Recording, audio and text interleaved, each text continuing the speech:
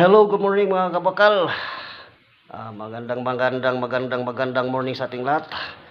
Andito na naman tayo sa school campus mga kabakal. Ayan oh.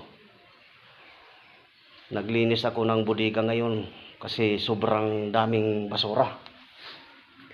Tagaktak yung pawis natin sa paglilinis kasi maraming mga basura talaga na nakalagay doon sa loob. Ito yung mga basura mga kabakal oh. Ayan oh. Yan ang mga basura. Yan.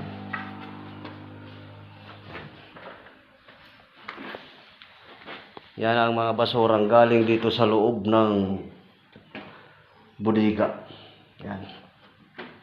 Malinis na yan mga kabakal. Nilinisan na namin yan. Ng misis ko. Ayan oh. Tsaka inayos na namin yung mga pagkakalagay ng mga magagamit pa. Ayan. Yan. Okay na yan mga kabakal. Kanina sobrang dumi dito. So, maraming mga basura at ang baho. Kaya nilinis ko. Inutusan tayo ng principal ng alinisan dahil matagal na daw itong maraming na-stock na mga gamit dito na hindi na nagagamit. Napapasokan kasi ng tugas yung ulan, lalo na yung pagbaybagyo.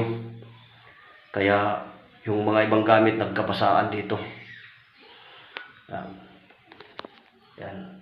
Okay na yan mga kabakal. Malinis na yan. Kasama kong maglinis dito yung misis ko. Nagtatapon ng basura. Ako aayusin ko naman dito yung mga gamit na pwede pang gamit ng mga gamit natin dito sa school. Ayusin ko lang dito paglagay. Ayan, okay na yan, malinis na yan mga kabakal. Wala nang problema yan. Bali yung gagawin natin ay pagtapon na lang ito. Ayun yung misis ko. Iniisa siya na yan ng itapon yung mga basura. Sorry, excuse me. Naubo ako kasi allergy yata ako sa amoy. At nakapagbakod na ako doon mga kabakal. Doon. Puntahan natin, tingnan natin. Makikita ko sa inyo kung anong klaseng bakod yun. Kasi pag may klase, yung mga outsider, minsan pumapasok dito. Yung mga estudyante, labas-pasok rin kahit may klase. Kaya inutusan ako ng teacher na lagyan ko ng bakod dito. Ayan, nilagyan ko ng cyclone wire. Ayan. Dito sila dumadaan, ayan oh. Yan. Palabas. Kaya linagyan natin ng bakod dahil inutusan tayo ng teacher. Okay. Kasi pag may klase, ipinapadlock namin yung gate.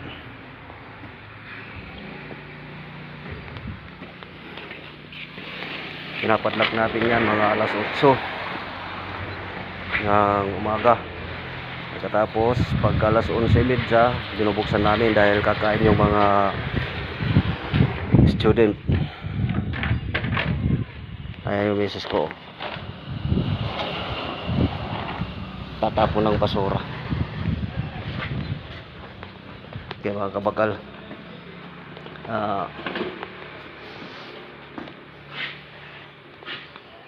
pagka hapon naman alauna media, sinasara na natin yung gate.